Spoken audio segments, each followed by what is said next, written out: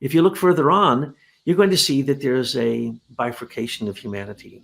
There's going to be a good humanity and a bad humanity. In the future, whenever you incarnate, all of your good and bad deeds will be written on your face and with your own physiognomy.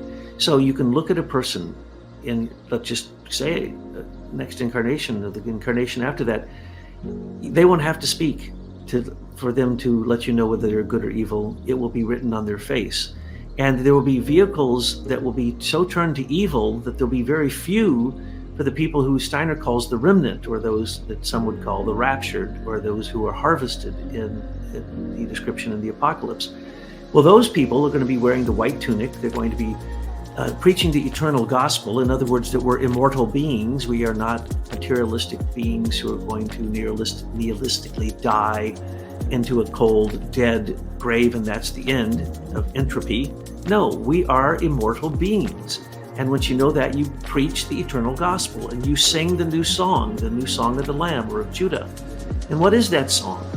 Well, what you're preaching, what you're saying, what you're singing, what you're seeing, the fact that you're dressed in a white tunic shows that all three realms of the angels, archangels, and archai are acting through you. That's the good people.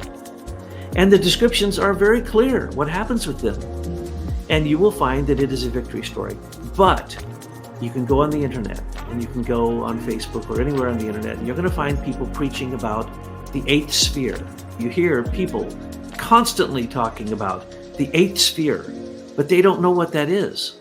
The eighth sphere is the slag of the earth incarnation that isn't going to make it. It's not going to evolve. It's basically going to be the throwaway trash of the earth. Humanity is going to be turned into basically the good magicians, the pseudo-angel people, and the black magicians who then control the people who Steiner calls the slug people, who are just basically crawling around in the mud of their own bad karma, or insect people. He gives very specific names for these. I'm not going to mention it because I once got a video kicked off for saying these words, so I'm sure I'd get flagged if I said them. It's in the book. But you can read the scariest things about the future in this book. And that's right. If you think it is a walk down a primrose path, you are severely mistaken. Our job is to develop an ego. Well, what's the first thing that a human does when they get an ego? They become selfish. And they go the path of perdition of the seven deadly sins, which is a Luciferic delusion and an Ahrimanic imprisonment. That's what we do. And so what's going to happen in the future? If we can't confront evil and discern it and tell it to get behind us and not be part of it and not, again, be another fallen rank of the hierarchy, then we need to develop our relationship with our own guardian angel, which is our own angel. It's our own spirit self, Rudolf Steiner calls it.